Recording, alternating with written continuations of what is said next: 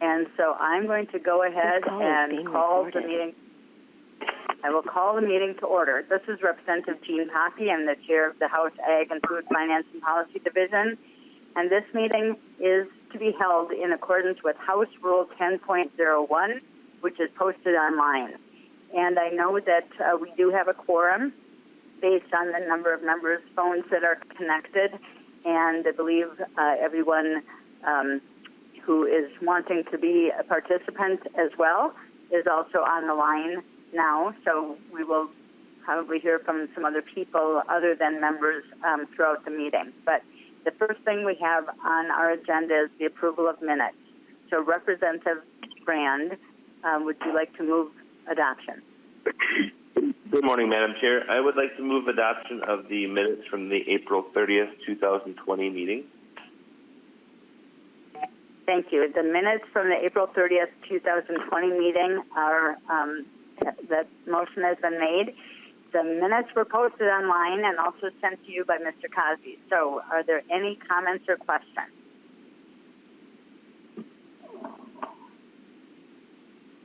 I don't see anyone jumping in on that, so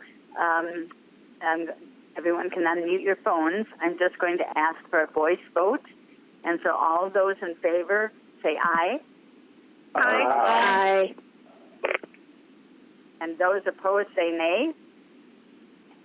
Hearing none, the motion prevails and the minutes for April 30th are approved. We do have two bills on the agenda today. And the first one is going to be the House File 4490, the Supplemental Ag Finance Bill. And then we're also going to consider House File 4599. Representative Lippert has the Farmer Lender Mediation Bill. And what I'm, just as a reminder, we did have the DE before us for House File 4490.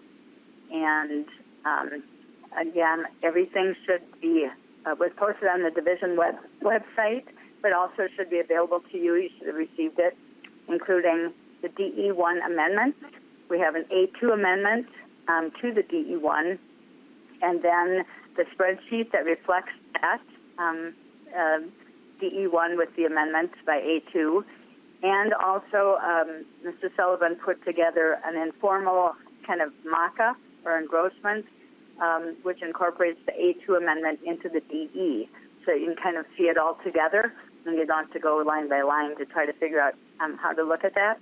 We also have a link to Minnesota Farmers Union has a letter, and that should all have been either sent to you or would have been on the division website. So what we're going to do, I'm going to move House File 4490 to get the bill before the committee, and I will move House File 4490 DE1 amendment to get it before us. So we have the DE1 amendment, and then, so I just want to describe this a little bit. We, when we gathered last week, the DE1 was the House proposal for what a bill, a finance bill could look like, and the Senate also did. They met on Thursday and also did an amendment DE for their proposals, and they were close, but they were different. So what we did over the weekend, Sunday night, I had a conversation with Senator Westrom to move toward a common bill, so that as we were moving forward, we'd be able to do that. And so what Mr. Sullivan then did, based on our conversation, we came up with agreed upon numbers for what we're seeking, and we're still working on some of the language. It's probably 90 to 95% there, but we still have a couple of things that we're doing that we'll need to make some changes for. So today, this will be a very close to final draft of what we want to move forward. But both Representative Hamilton and I serve on Ways and Means, and we anticipate that there may be an additional amendment in Ways and Means to get the bill to be the same bill between the House and Senate version. So if anyone has any questions about that, we can certainly talk about that. But right now, I would like to move the A2 amendment to the DE1 amendment. And there are just a couple of things I need to incorporate in that was done because we had discussions yesterday as well. The money we had was always the same amount and in the same categories for the most part, but we did make a bit of a change, and I'm just going to defer to Mr. Sullivan to describe what that change is, what we want to incorporate.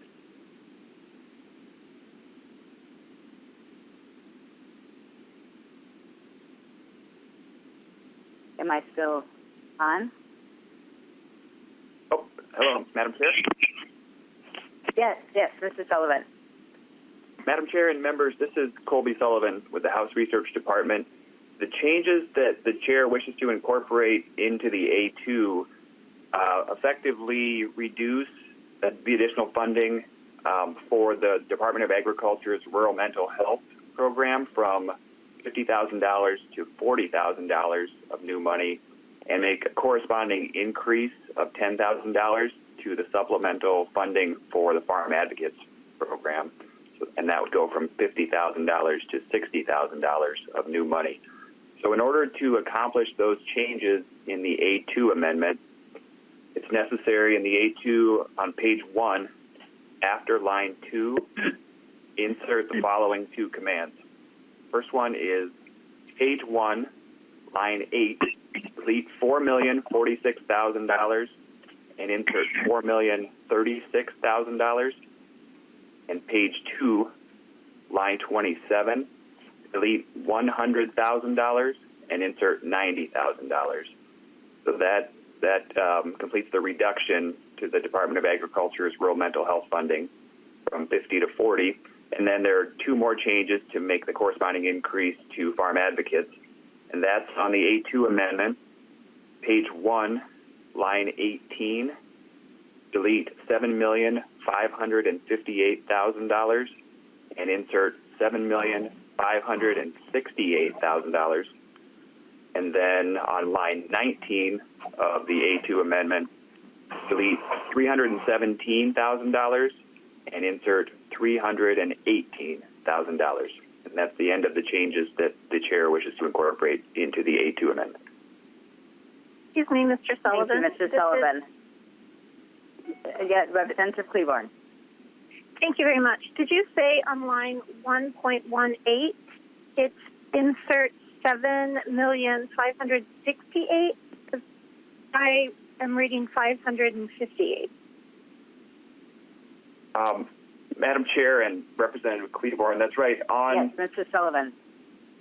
Madam Chair, Representative Cleburne, that's correct. On page 1 of the A2 amendment on line 18, currently it reads page 8, line 4, delete $7,533,000 and insert $7,558,000. So the Chair's incorporation on line 18 would delete $7,558,000 and insert in its place $7,558,000.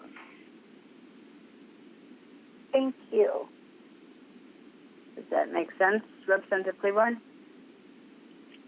It does. Thank you. Madam Chair? Yes.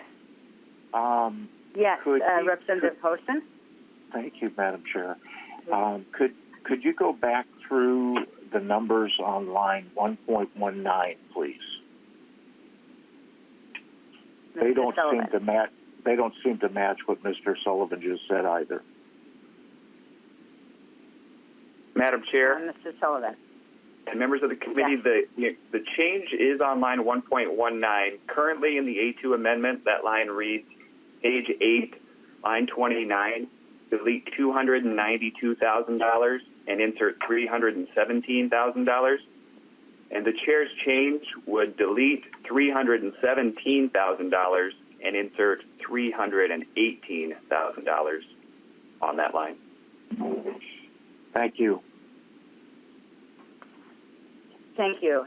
So what we've got probably before us, if you're operating under electronic, like with computers and iPads and other things. We have originally the DE amendment, and then this is the A2 to the DE amendment, and then there is the unofficial engrossment that Mr. Sullivan also did. So, but this is, so we're incorporating this change, which is the $60,000 to farm advocates, the $40,000. It had been 50-50, so we're just making this change, and that was an acceptable change to Senator Westrom for us to do that. So that was the last adjustment we made on the financial side of things. So is there any other question to that incorporation? And I don't see any questions, so I'm going to ask Mr. Sullivan if you would just describe the differences now, how this amendment will be adjusted, put onto the DE, and what that will look like and what those changes are. Mr. Sullivan. Madam Chair and members, now with the changes to the A2 amendment, the A2 will do several things to the DE1 amendment. It will make, the A2 if adopted, will make a reduction in the second year to the appropriation for the AGREET, the Agricultural Growth, Research, Education, and Technology Transfer Program that's administered by the Department of Agriculture, and the money's primarily passed through to the University of Minnesota. The A2 would reduce funding for that program in the second year, fiscal year 21, by $400,000. So that's the changes that you see on, or the lines on page, on the A2 amendment, lines 1.3 to 1.5. That's the $400,000 reduction in the second year to the AGREET program. And then the language on lines 1.6 to 1.7 specify that $400,000 reduction would come from the $1 million allocation for avian influenza research in the second year. Lines 1.8 to 1.9 of the A2 specify that this $400,000 reduction to the AGREET program is one time. So the base for that program would spring back up to $9.3 million for fiscal years 22 and 23. And moving on to line 1.10, this is, sorry, I'm getting text at the same time. This is the increase to the Agri program of $200,000 in the first year. So the following changes, the following lines in the A2 have to do with the Agri program, lines 1.10 through 1.15. The DE1 had an extra $150,000 for Agri in the second year, fiscal year 21. What this language on the following lines do is it says that there's actually $200,000 of additional money for Agri, but it's in the first year, or fiscal year 20. And then lines 1.13 to 1.14 also specify that in fiscal year 21, the Department of Agriculture for the Agri Value-Added Grant Program is to give additional priority to meat and poultry processors. So as part of that competitive grant application process for value-added grants, the department would give additional priority to meat and poultry processors in fiscal year 21. And moving down to lines 1.18, 1.19, this is the change to money for the Farm Advocates Program. And this has been amended now. Line 1.19 and 1.18 were both amended because there's an additional $10,000 now that goes to the Farm Advocates Program. So the changes to the DE in order to capture that increase are on 1.18 to 1.19 as amended. And then on the bottom of page 1, line 21, this is a change to the funding in the DE amendment for farm safety grants and outreach. The total appropriation for that activity on line 1.21 is increased from $100,000 to $125,000. And then page 2 specifies how that total $125,000 is to be allocated.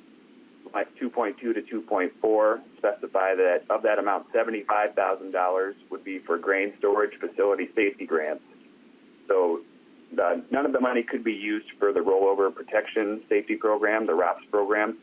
$75,000 would have to be for grain storage facility safety grants. And then the remaining $50,000 would be for outreach, farm safety outreach, and potentially awarding grants under paragraph B. This paragraph B is new. It's on lines 2.7 to 2.17. And this is authorizing the department to award grants to Minnesota State or the University of Minnesota to design digital applications that would allow remote shut-off of grain storage facilities, augers, and other potentially dangerous equipment. Then moving down on page 2 to starting at line 18, this is new language that would be inserted into the bill, and it provides $175,000 in fiscal year 20 to the Department of Agriculture to provide grants to farmers who have been approved for farm debt restructuring loans through the USDA or for a loan program through the Rural Finance Authority. The language goes on to specify what an eligible farmer is, and that's in part a farmer whose net worth is less than $800,000 in 2020 and who is either currently in farmer lender mediation or has received a mediation notice from their creditor as a prerequisite to beginning foreclosure and offering the option for the farmer to enter into mediation. That language for the loan origination grant program continues through 3.12. And then on 3.13 starts another new appropriation that would be inserted into the bill. This is $125,000 in fiscal year 20 for grants to grocery stores and other retail food handlers licensed by the Department of Agriculture as they deal with the realities of COVID-19. So the language specifies what the money is for and how it is to be used. On lines 3.25 to 3.28, you see the grants are $500 per store, and a store with multiple locations could receive no more than $2,000 in grants total. That's on line 3.27. And then the remainder of the amendment, paragraph C, starting on 3.29, this directs the Department of Management and Budget to determine whether these grants to grocery stores and other food handlers are an eligible use of money the state received through the Federal CARES Act, the Coronavirus Aid, Relief, and Economic Security Act. And if the commissioner determines that, yes, these grants are eligible, the money shall come from that federal funding. And if it's not an eligible use of that money, then the general fund appropriation on line 3.14 would pay for the grants. That, Madam Chair and members, is what the A2 amendment would do. Thank you, Mr. Sullivan. All right, so we have the A2 before us, and I'm going to move that the A2 amendment be approved to the DE1 amendment. And all those in favor say aye. Aye. Aye. Aye. Aye. Any opposed say nay. Any opposed say nay. All right. Hearing none, that motion is approved and that amendment is adopted. So the DE1 as amended is now before us. So now we'll have discussion on that. And again, I'm just going to say a couple of things. One is Speaker Horban said that I was able to work on a finance bill and to get an agreement with the Senate. And if we were to do that, and also certainly as we move it through the process here, hopefully we have a bill that's agreeable between the House and the Senate, both parties and both sides, and we can move that forward. And if we do that, then leadership will determine if we can receive the full ask that we have, which is just to clarify, we were kind of shooting for $1 million general fund, and that's what we initially were working on. And then the Senate decided to capture back some money from the agreed fund. And I'm going to say that Representative Hamilton and I early on had a discussion about that, and I had a discussion with Senator Westrom about that, and so Senator Westrom, they took some money from agreed, and I guess the $400,000, initially they had $300,000. When we were talking, we increased that to $400,000. And just to clarify that, we still give a significant amount of dollars to agreed, and this money would be what would have been used for this coming year for dollars for grants, smaller scale kind of research grants that would be done for avian flu. And I want to say that we know that avian flu can come back again, and that is not completely solved. So it's definitely something we don't want to disregard. We want to make sure that we understand that that's a disease for our poultry farmers, and that's an important piece of what we did when Representative Hamilton carried through the agreed funding. But this immediate need right now seems to supersede what is a very potential threat, but potential. So if we can take $400,000 to deal with some immediate need, that would be that's our preference. So that's so we have $1 million general fund, and we've taken $400,000 from agreed. So that gave us the money to be able to then look at how will we allocate those dollars that we were working with, and that's what this the A3 amendment does, is to try to allocate those dollars. Or I guess the A2 amendment is to allocate those dollars in a way that we found acceptable between the House and the Senate, and so that's why we have that now before us. And so I'm just going to open it up for discussion. Madam Chair. And yes, Representative Hamilton.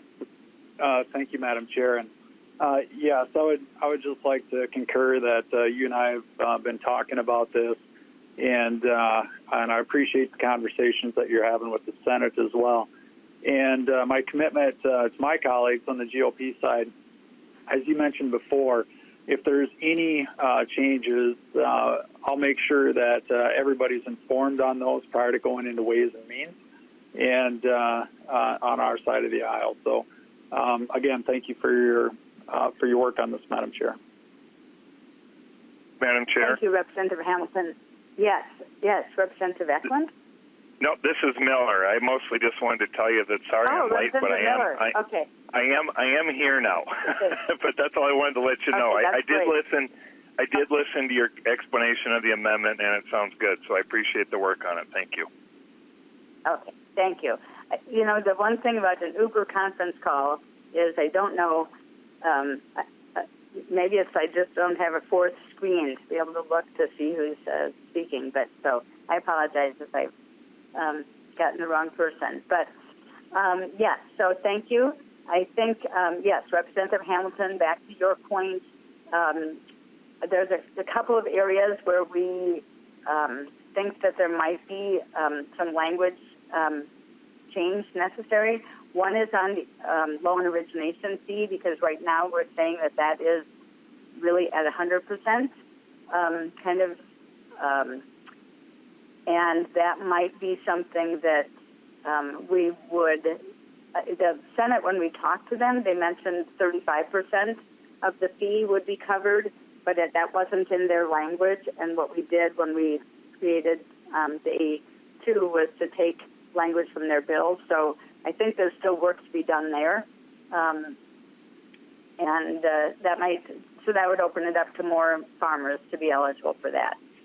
And the new thing for people is the retail food handler safety, and that's a bill that Senator Weber has in the Senate and I have in the House. That's probably been introduced. I didn't check yesterday if it was in the list of what was introduced, but we do have Jamie Fuel from the grocers on the line if people have questions about that. So this was something that came from the grocers, Minnesota grocers, because they're finding, especially some of the smaller grocers may not have access to PPE equipment, masks, or plexiglass or different things.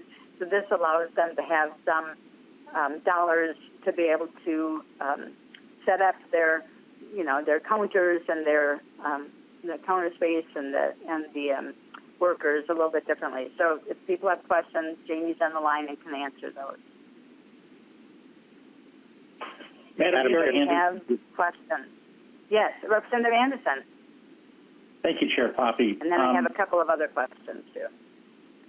Just a question on, I guess, the priorities. We're not talking about big dollar amounts, but the reduction in mental health money and the increase in farm advocates. To me, the mental health and suicide prevention would be on a higher level than advocates. Just trying to understand the reasoning behind the switch there in priority and funding. Thank you, Representative Anderson. I'll address that. The farm advocates, I know that the Senate was at 100,000 and we were at 50, and so they wanted to have a little bit more available for that. And on the, you're right, about suicide prevention, we have money in our finance bill last year to be able to support that and continue on with funding for webinars and other things to be able to do outreach and research. So it was seen as being maybe an adjustable amount that it doesn't dramatically diminish because we do have money in, previously we had money in the bill to be able to support that. So this is additional dollars. So if it's additional dollars of $40,000 to be able to kind of enhance and boost up what they've been doing. So that's why the $40,000 for them, and then the $60,000. Couple of things. One is that can increase the capacity for the farm advocates. They can increase, it isn't likely to be that they're going to add a great number of farm advocates to the number of farm advocates currently serving the state, but there's been found to be maybe in the southwest part of the state a greater need, and so if they can ramp up services there and be able to potentially contract with somebody in the southwestern Minnesota to be able to provide some additional support, that those dollars would be able to be used in order to do that. Okay, thank you. Yes, thank you. And then we have Representative Cleaborn with a question. Thank you, Madam Chair. My question is about the $400,000 being moved from avian flu. Sometimes I'm curious as to whether or not those are grants that are currently funded, or were these potential future grants that would have been issued in avian flu? That's the first question. Thank you.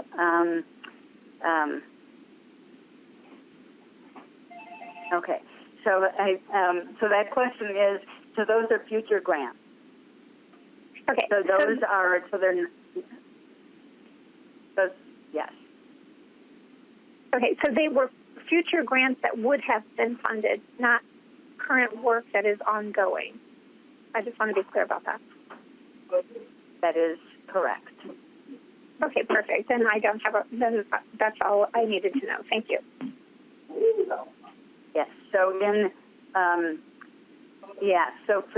so some of our this amendment deals with 2021 and the retailers that deals with 2020. But so in the 2021, they have access to $1 million for small research grants that would be open up to people within the university to be able to access those dollars. So this would be capturing some of that money that would have gone, would have been open for kind of bid or whatever for the researchers to access. So we're taking the $400,000 from there. I just wanted to make sure that we weren't, setting a program really far back and losing potential momentum forward on avian flu. Do you know what I mean? So that's true. I'm just concerned about that. Thank you. Yes. And Representative Hansen has a question. Thank you, Madam Chair. And maybe this is for the grocers representative to just clarify that the appropriation would go to workers for PPE, and that because it's in FY20, it would be immediate use because it'd be in the current fiscal year. I could get a little clarification on that. And I know Jamie is on the line, so Jamie, if you just introduce yourself and then be able to answer that. Thank you, Madam Chair. This is Jamie Poole with the Minnesota Grocers Association. I'm the president here. And to answer your question, so it would be for equipment or store signage, store markings for 6 feet of distancing. It would be for plexiglass shields, gloves, masks, hand sanitizer, and that would all be for the immediate. And it would be obviously for the workforce or, customer-facing workforce. Great, Madam Chair. Madam Chair, that's exactly the clarification I wanted to make sure that we were using these funds to help frontline workers. Thank you. Yes, thank you. Yes, it is a request, and for those of us who have small-town grocers who might not have as easy access to some additional funds, that's what this would be used for. Now we have somebody else who has a question. Somebody else wanted to jump in? No, I don't have anybody on the list, but if somebody wanted to? No, okay. All right, so we do have, okay, so the DE1 has been amended with the A2. Any further discussion about the DE1 as amended?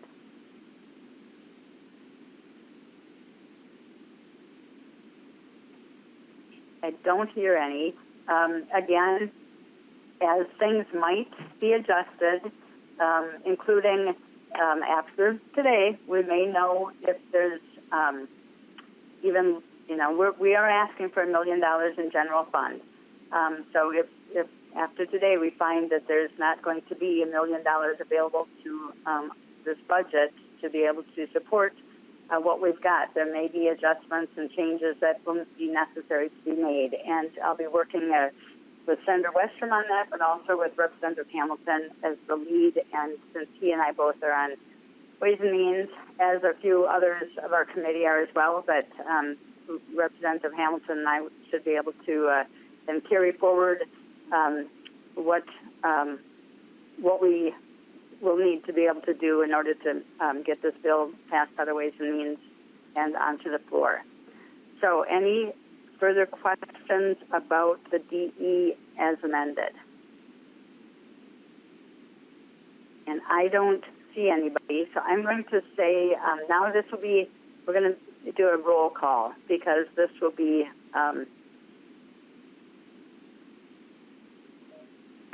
I think we can do a roll call on this one, and then the roll call.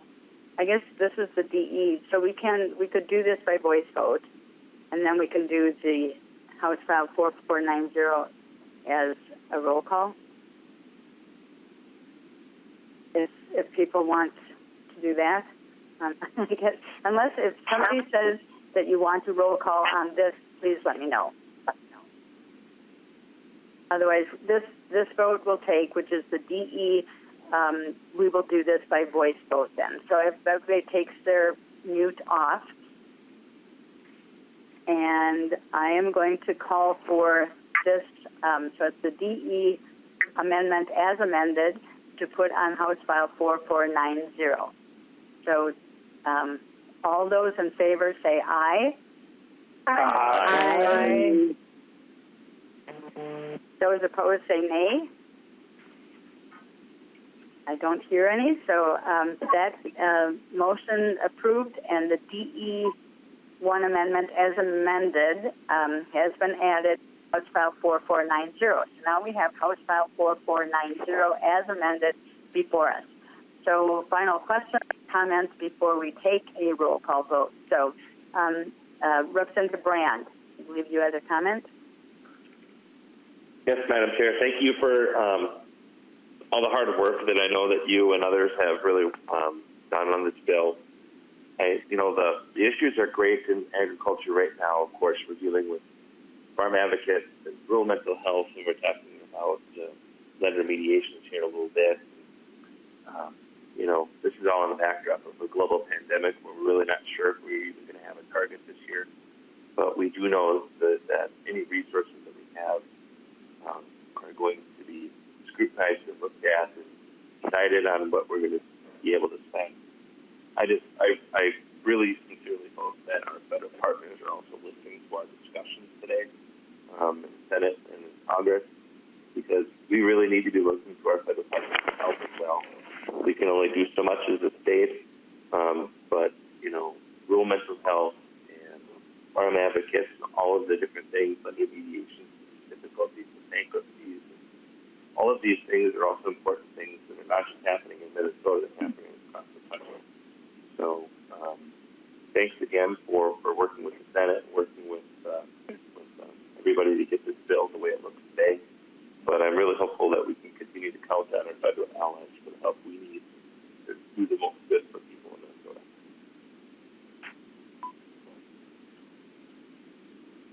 Thank you, Representative Brand. Anyone else who wants to be recognized? Madam Chair, Representative Hamilton. Yes, Representative Hamilton.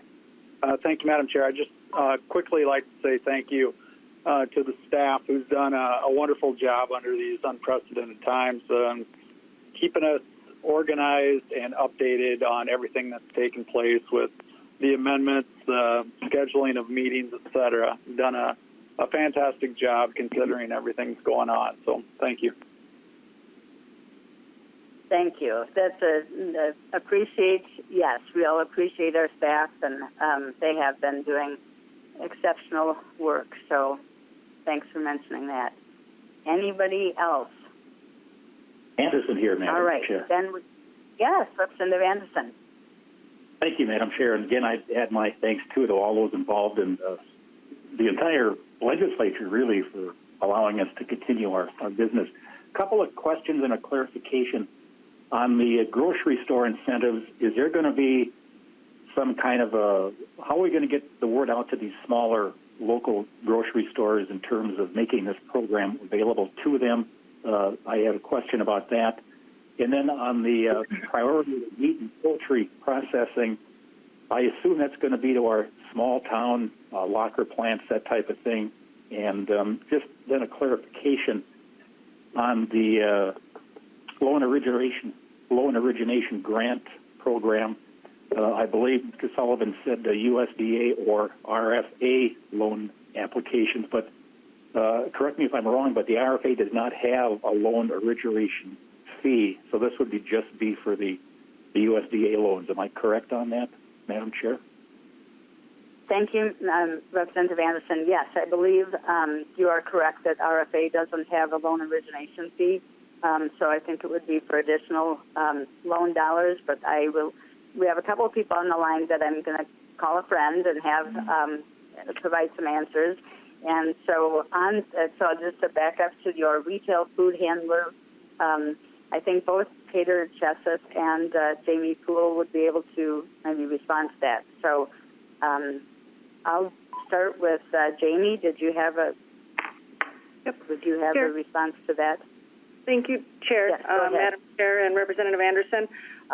So since the COVID crisis has started, we have been in constant contact with our member base, which is It supports 1,300 locations across the state.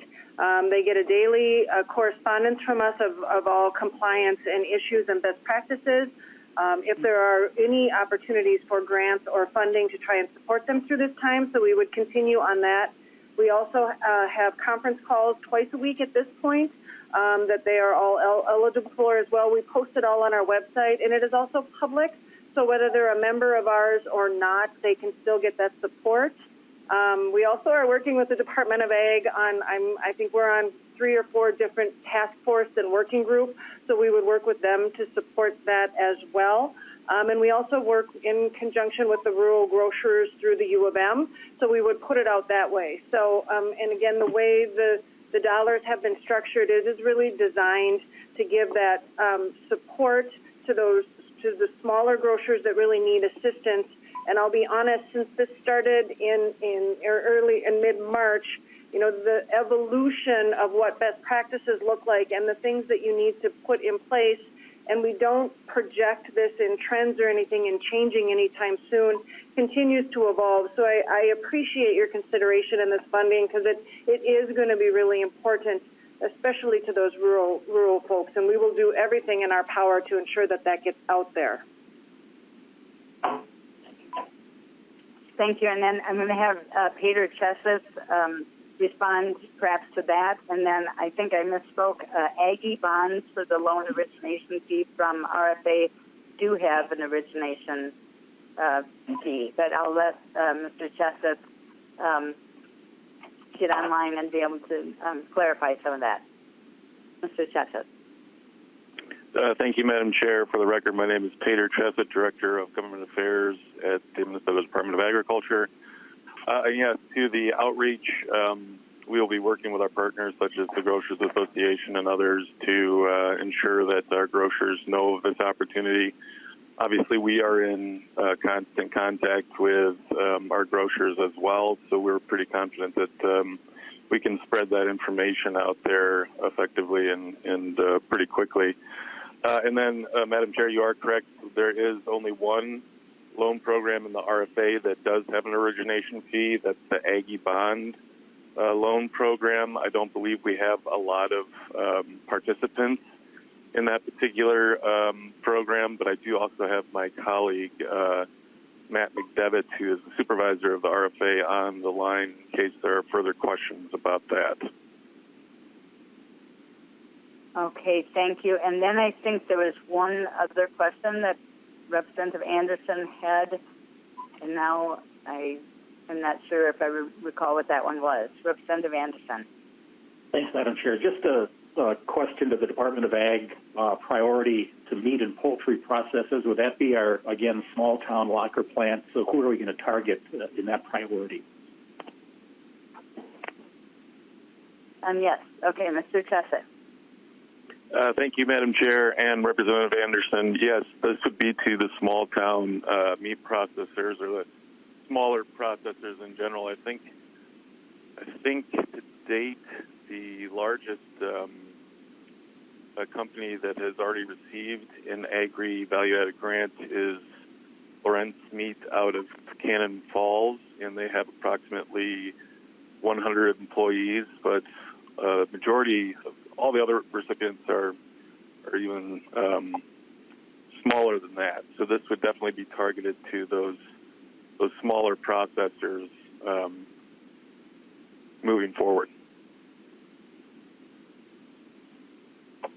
Representative Anderson. Well, that answers my question. Thank you, Madam Chair and Mr. Jessup. Yeah, thank you, Representative Anderson and Mr. Chessis. You know, using the word processors does bring to mind maybe larger processors, but it's kind of the smaller operations that we're trying to help. So let's see. Anybody else have comments or questions now before us? We have the House File 4490 as amended before us. Okay, I don't see any others. So, again, thank you, members, for your work all year long, all the last 2 years, and for the thoughtful discussion this year. This is, you know, it's good to kind of come to a culmination. We may we may have an adjustment to this bill as it moves forward, but at least we know people's intent and everyone's interest in trying to have something in the ag finance realm this year. So I'm going to renew my motion that House File 4490 as amended be recommended to pass, and I'm going to just add and that staff may make any technical changes necessary to reflect the will of the committee. Anything beyond technical changes, however, will be done as amendments in Ways and Means, but I'm going to then recommend that it be referred to the Ways and Means Committee. So that is the motion, and if you will all unmute, it is a final action, so I'm going to this time do a roll call if it's appropriate. So the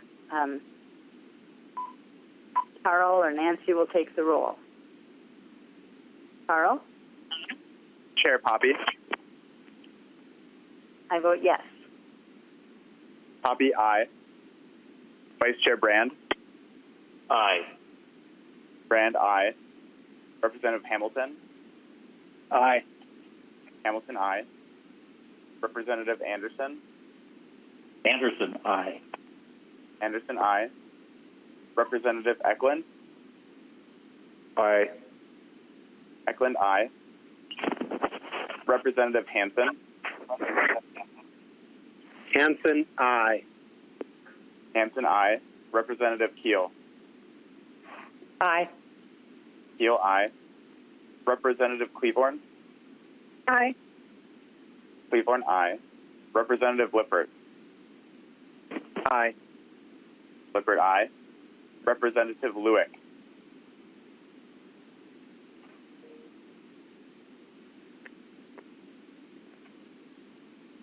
Representative Lewick. Representative Miller. Miller, aye. Miller, aye. Representative Poston. Poston, aye. Poston, aye. Representative Tabke. Tabke, aye. Tabke, aye. Representative Vang. Vang, aye. Vang, aye. Representative Wozlowick. Wozlowick, aye. Wozlowick, aye. Representative Lewick.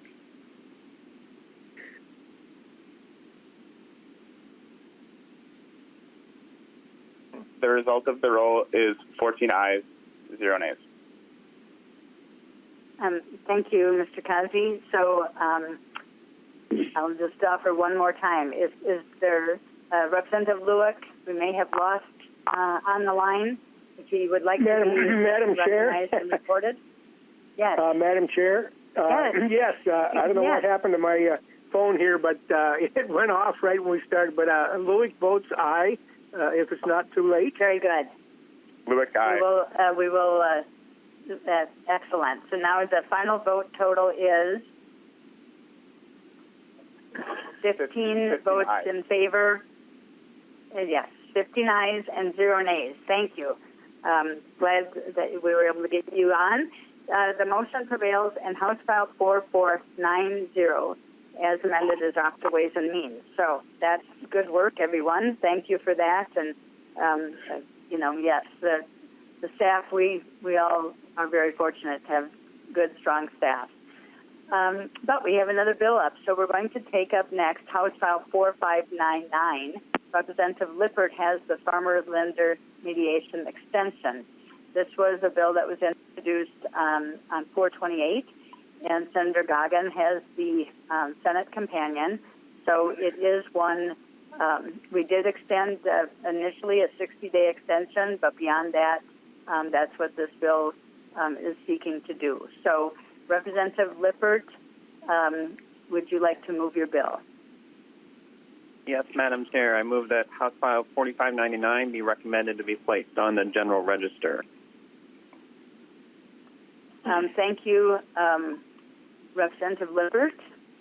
And you have, I'd like you to present your bill and introduce your witnesses. I know we have them on the line. And just as a reminder, as the witnesses begin speaking, if they would state their name and their position, if they have one, to be able to then provide testimony. So if you would go ahead, Representative Lippert. Thank you, Madam Chair and members. We all know that farmers are facing economic pressures from every direction right now. Ethanol plants have shut down. Dairy farmers are being asked to dump milk or plan for dumping milk. Packing plants have shut down too. Poultry producers and hog farmers are euthanizing livestock. And this is all on top of 5 years of very low prices for our farmers. House File 4599, Farmer Lender Mediation Extension, is one response to this unfolding crisis. We expect more farmers to be entering into mediation, and we want to give those farmers that are in mediation or are going to be in mediation more time. We want to provide some time for markets to stabilize and prices to recover, some time for crops and livestock to mature. We want to provide some time for federal assistance to be provided and financial positions because of that to be clarified. And we want to provide time for farmers to avoid forced sale of land, crops, livestock, or other assets into depressed markets. Forced sale of assets now or in the next few months will not be a good solution for anyone. And the mediation process has the best results when it's face-to-face. Since face-to-face meetings are difficult now and many farmers lack access to high-speed broadband, more time is needed to make other arrangements and for safety processes to be put in place. So this bill will extend farmer lender mediation until December 1st of 2020 or for 150 days after the filing of a mediation request, whichever is later. And it applies to farmers who are in mediation now, and it applies to farmers who file between now and August 31st as well. So Mary Nell Priestler, who leads Extension's Farmer Lender Mediation Program, is on the line to share her perspective. And after her, we have some farmers with us to share their stories as well. But I'll turn it over to Ms. Priestler at this time. Okay, Mrs. Priestler, if you will go ahead and just introduce yourself and then begin your testimony. My name is Mary Nell Priestler. I'm the Program Director for Farmer Lender Mediation. Madam Chair, Representative Poppe, and members of the committee. I'd like to give a very brief background of the Farmer Lender Mediation Program. The Farmer Lender Mediation Program is operated by the University of Minnesota Extension with funds from USDA and matching funds from the state of Minnesota legislation and the University of Minnesota. The program continues to be operated with a lean budget and an effective staff. On March 22, 1986, Article 1 of the Minnesota 1986 Omnibus Farm Bill took effect.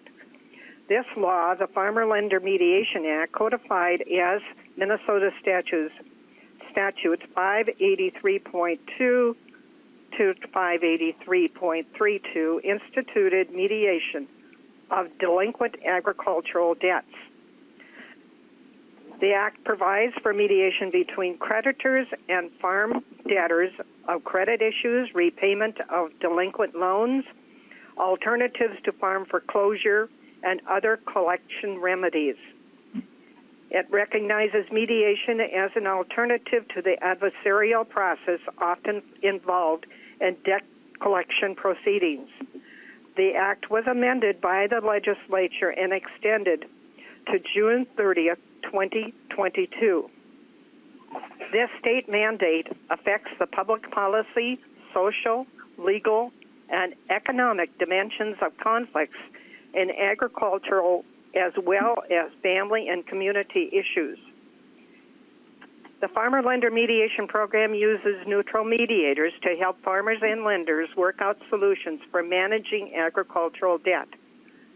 Minnesota is the leader in the nation with a successful program that is used as an example to other states to follow. The program has proven to be an economic asset to individuals, businesses, and communities affected by loans and debts that are mediated. What will an extension of timeline mean? There are many unanswered questions. What is the government program, federal and state? What are they going to do with agriculture? What are the payments going to be? When will the payments be in hand? The extension is important because of the unknown. For banks and farms and the entities who provide services to them. Everyone is in this together. This uncertainty can be mitigated with a longer mediation timeline. As animals are being euthanized, possibly milk dumped, and produce plowed under, potentially farmers are not going to be able to pay their bills.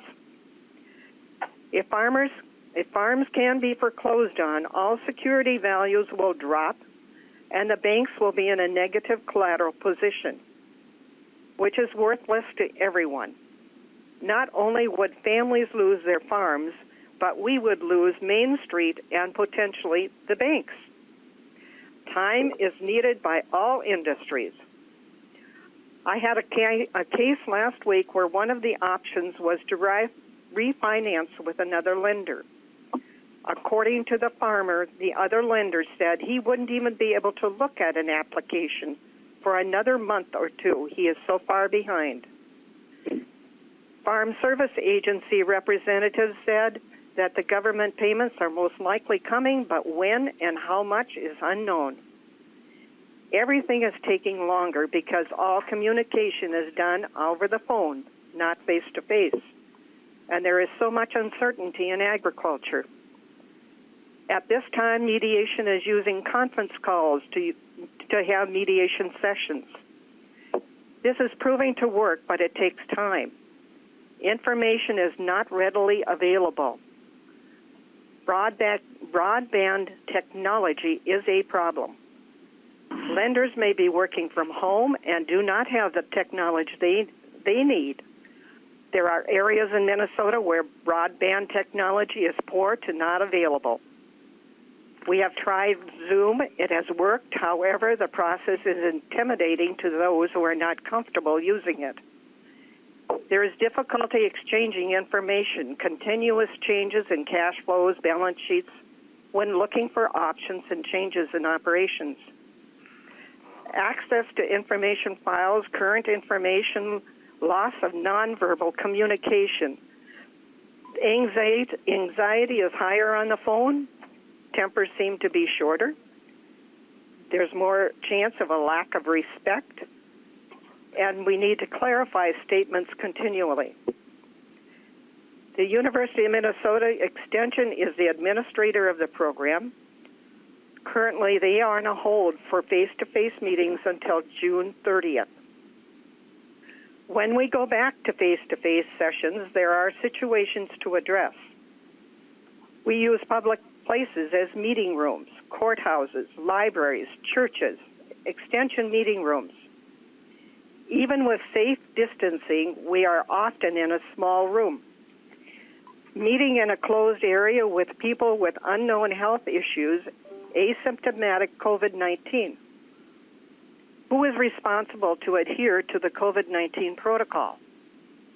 As we look forward, we know that the current economic picture points to uncertainty, changes, and challenges. We may need more time to weigh options and make plans based on facts and the best information available. Therefore, it is important to extend the timeline of mediation. It enables informed decision-making. I'm in support of the extension of the timeline. Thank you for your time and continued support of the mediation program.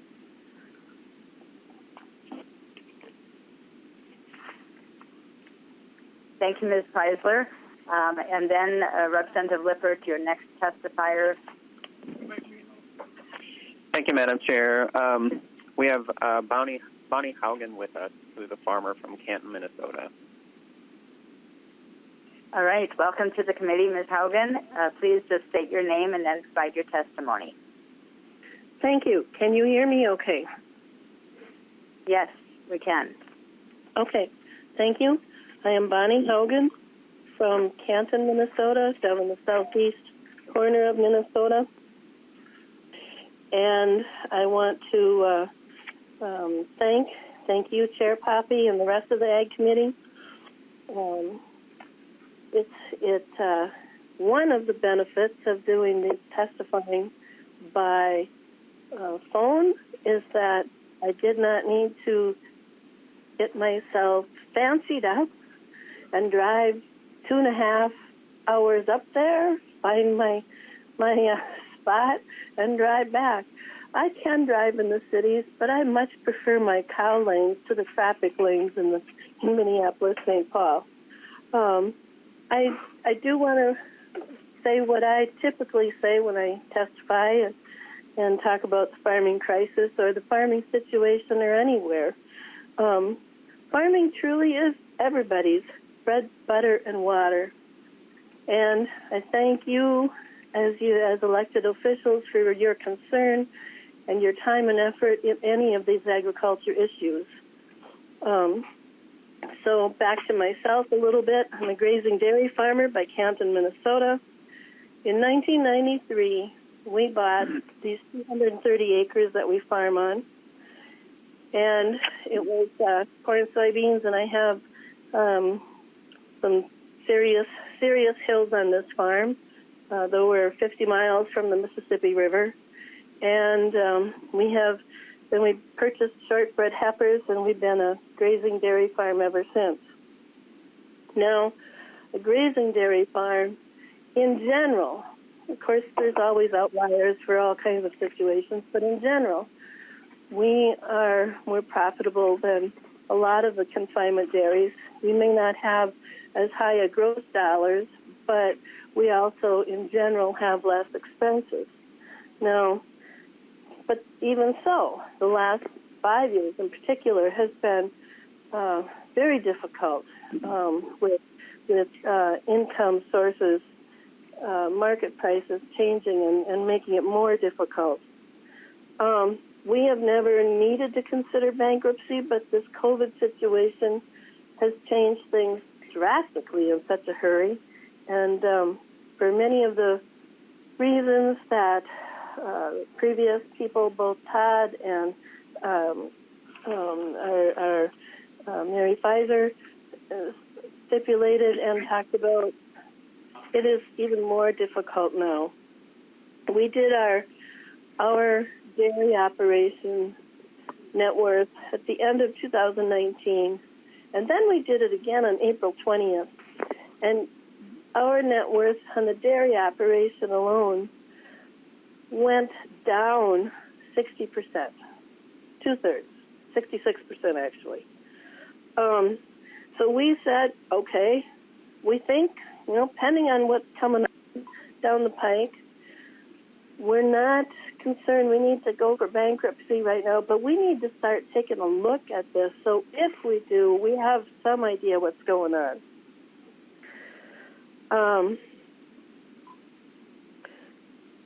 For instance, we have 40 steers that we carried through the winter with anticipation that the sale of them this time of the year is going to pay off operating loan that we're not able to pay off last year. At this point in time, we don't have any buyers that are interested in buying the steers. We are mostly seasonal on this farm, which means we have our dairy cows freshen in the spring. At this time of the year, any cow that for some reason doesn't fit our milking string or is too late for our seasonal purposes, we will sell. And there's nobody that wants to buy dairy cows now. Our calves, we will keep some for replacements, but we're milking, plan on around 180 this year. So we may keep about 50 of the heifers. The rest of them we would all sell. That is typically a very helpful revenue stream for us at this time of the year. Nobody wants to buy a good, healthy little calf. Typically when the grass starts growing, that's when people really want to start buying these calves to put them on grass. No, nobody wants to even buy them. Milk prices in March The March check for February milk was $23 a hundredweight. April was $17 a hundredweight. The prediction for May milk, we might get $12 a hundredweight. That's half. In the beginning of January, we were looking forward to 2020. We thought this was going to be a great year. We were going to be able to get caught up on some of the past bills that had accumulated because of the tough years previously. We were excited about this. And now it's just a whole different story, understandably, but COVID-19 is certainly affecting things on this farm. For a farm to go through bankruptcy, and I'm going to assume I'm speaking for a number of farmers who either don't have the time to deal with this, don't have the emotional bandwidth, or it's just not in their personal experience and wants to do any kind of testifying in any case. But oftentimes when you need the help the most is when you think it's the toughest to think through clearly. And if you add to that pressures of this COVID stuff, it's going to add to the stress for the bankers, families, the farmers, and on top of that, as was previously indicated, any kind of forced sale at this time makes it even more troubling because the values are deflated, and you get even less financial value to recoup and pay off any of those loans that you're forced to do. We want to. This bill is not asking for extra dollars. This bill is asking for time, so we can avoid bankers and farmers panicking and making poor decisions. Recently, our Minnesota Department of Ag Commissioner Tom Peterson, in answering questions, said that about 800 people were in some stage of mediation right now. That's a lot of people, and let's make the assumption there's going to be more added to that. Let's hope that we can help work them through, at least most of them, for a better decisions, both for themselves, the bankers, and the communities that everybody's living in. Farming is seasonal, crop planting through till harvest, and now's not a good time to push and expect good decisions to be made and come to. So much better to give some time for researching options until the harvest is done. And then hopefully we got a better idea on the markets and values for any of these decisions. Again, this bill is asking for time to save money, save frustrations, farms, people who are your constituents. And let me take a quick look at my notes here now.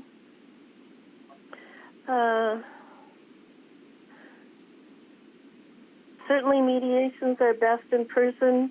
I'm glad that they can work, but also they do take time to work through these electronic versions. And I think I've covered the points that I jotted down, so I will once again remind you that thank you. And I believe that farming truly is everybody's bread, butter, and water, because what we do on our farms truly affects the foods, the waters for all of society, not just the people that happen to be walking and working with the ground and the soil that we think we own, depending on how much we own the birds or not. Thank you for your time, and if you have any questions, I will now be quiet and I'm willing to listen. Thank you. Thank you, Ms. Haugen. And so next we've got Mr. John Jovag on the list. So, hi. Hello. Just hi. Introduce yourself, John, and then provide testimony. Okay. Thanks. Yeah, I'm John Jovag, farm down by Austin, Minnesota. And I think, some of the things that have been said right now are wonderful things to discuss and think about with all of this that's going on. And it kind of takes me back a little bit to in the past when if mediation does not or is not able to be worked out successfully, or not allowed to play out as it should. Because of the COVID, because of these things, and not having the time, people tend to make a decision that's not as good for everyone involved. And it reminds me of, we had some neighbors, this was years ago, where they had about 100 head of cattle on feed. And those cattle were about 900 pounds, and they were forced at that time by the bank to sell those cattle to pay that bill at 900 pounds instead of waiting until they're 1,300 or 1,400 pounds, which is the absolute worst time to sell an animal. You make the least amount of money. Then, because of that decision, they were forced to sell those animals at a terrible time, and they ended up losing 120 acres because of all of that and not being able to make any money on the cattle, losing money on that, and setting them further behind. And that just doesn't work well for the banks. It doesn't work well for the farmers, and that's still affecting that farm family, which is our neighbor just right down the road, to this generation even now. And so that's the crucial aspect of mediation, and making sure that you can have a good mediation given time, given the opportunity for these markets to stabilize and understand where they're going to be. Waiting until December, we will understand a lot more of these effects of COVID-19 and how that really does impact the whole farm community. Right now, these markets are so upended and crazy that we just don't know what's going to play out. And if we start making decisions without knowing how things are going to play out, we end up making poor decisions. And that's my biggest fear, is if this stuff is pushed to move forward faster than it should, and we don't allow this time to let things kind of settle out and understand where these markets are going to be, what's going to happen. And even when you talk about most of these farmers, they've already planted their corn, or they're planting it right now, their beans, their crops. They won't harvest those till October and November, so they won't even know what they have until that time frame to talk through a valid, calm mediation process where everybody can kind of then understand where they're at. So I think giving time for these markets to stabilize and time for these crops to mature, time is what we need right now for this. Otherwise, we will end up in a situation where we make poor decisions that are not good for farmers nor good for banks, because people start to think in a panic mode or kind of rushing into things. And so this time is crucial. And I just really appreciate some of the other things that some of the other people have said, because just getting a little bit more time on all of this to iron it out is huge. So I don't know. I guess that's that's kind of the big thing I have to say. Good. Thank you, Mr. Jovag. And next, we have another farmer on the line, Roxy Hakenice. Somehow close to the name. Roxy is on the line. Yep, you're all right. good. Could you just introduce yourself? I'm Roxy Hakenice. Perfect. Go ahead. I'm Roxy Hakenice. I farm down in southwestern Minnesota, Poppe, Minnesota.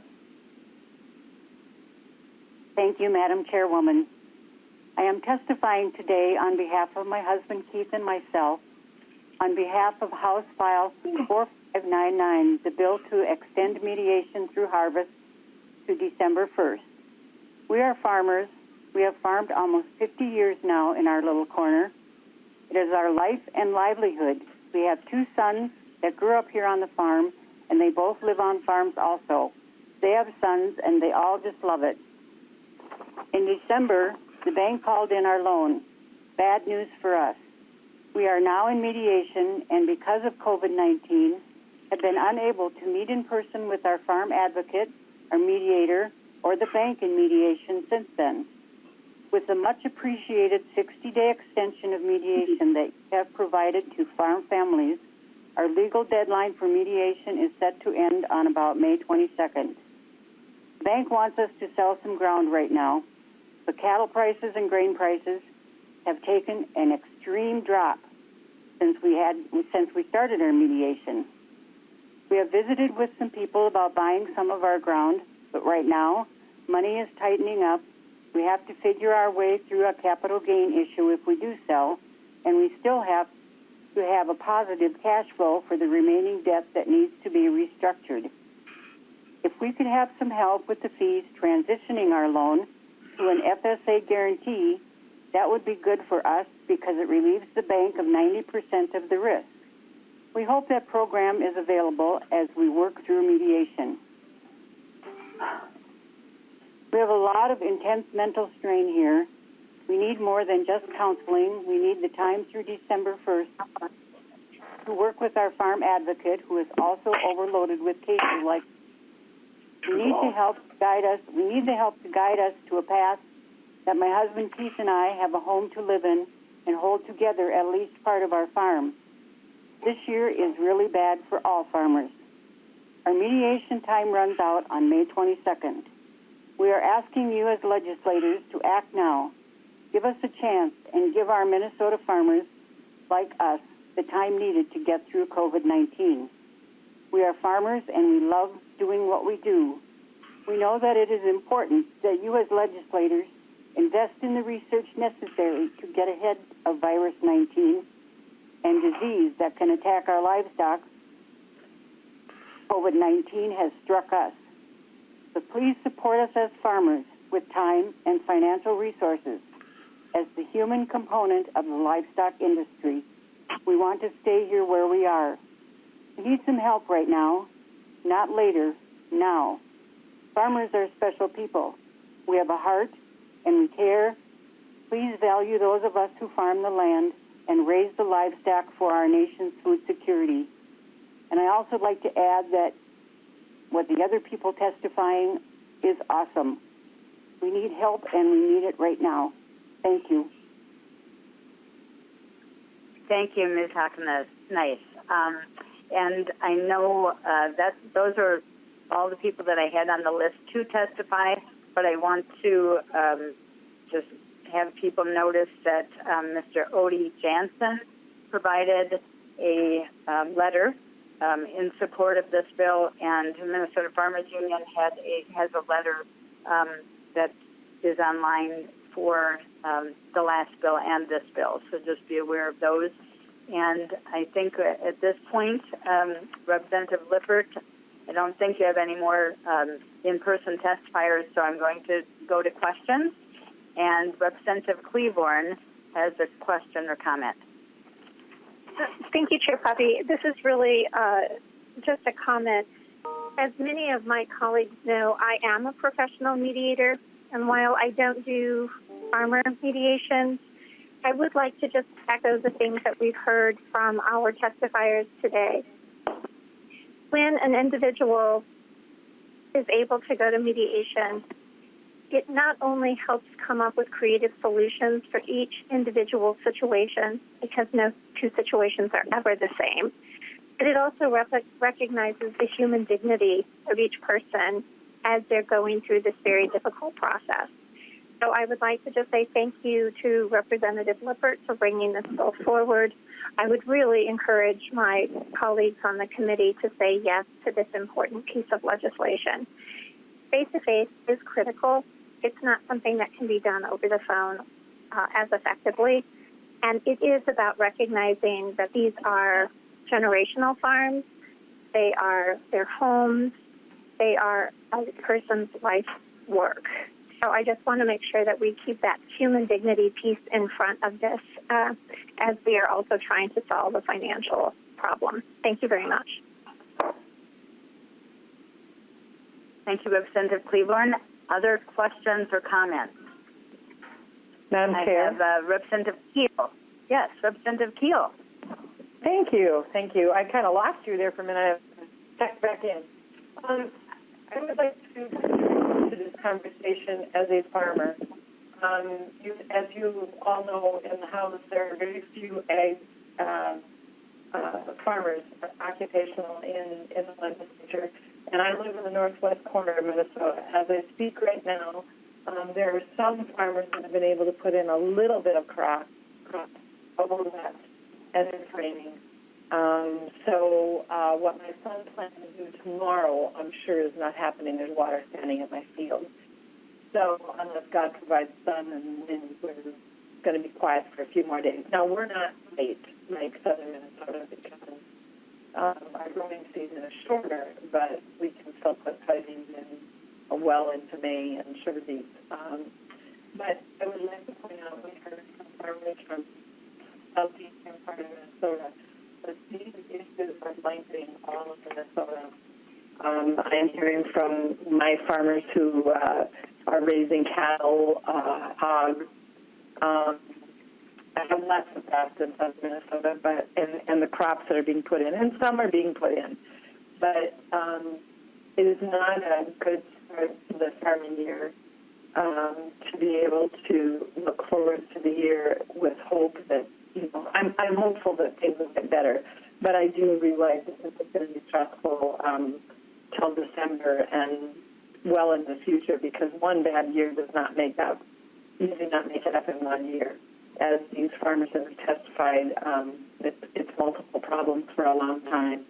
But Minnesota has a rich agricultural history and something that I feel we need to support and wish everyone the best in this year, and hopefully we'll come out on the right side of this. But thank you, Madam Chair, for giving me this opportunity. Thank you, Representative Keel. Appreciate your perspective. Anybody else that wanted to be recognized? Madam Chair? Yes, Representative Hamilton. Thank you, Madam Chair. And thank you to the testifiers. Ms. Haugen, I used to live in Canton, and if you go into Sarah's Cafe there, any morning you will see my wife's uncle sitting on the back table on the right-hand side as you walk in the door. So very familiar with the area. And I'm going back to her testimony, and it's one of the comments that we need to take note to. She said that net worth has fallen greater than 60%. And you think about that, with farm prices falling, little or no cash flow coming in, and net worth. And then you go in and ask a lender for a loan. It's no secret on why we're in the position that we're in, and to no fault of their own. And Madam Chair, a lot of times I speak to the pork industry because that's where I guess I know the most. And you just take a look at what pork prices have done, just to put it a little bit in perspective. If you go off the USDA livestock, poultry, and grain market news, and the weighted average on carcass-based price currently is around $37. And just take that into consideration with a year ago, it was up over $80. Again, it's fallen because packing plants have closed, and et cetera. And again, to no farmer's fault.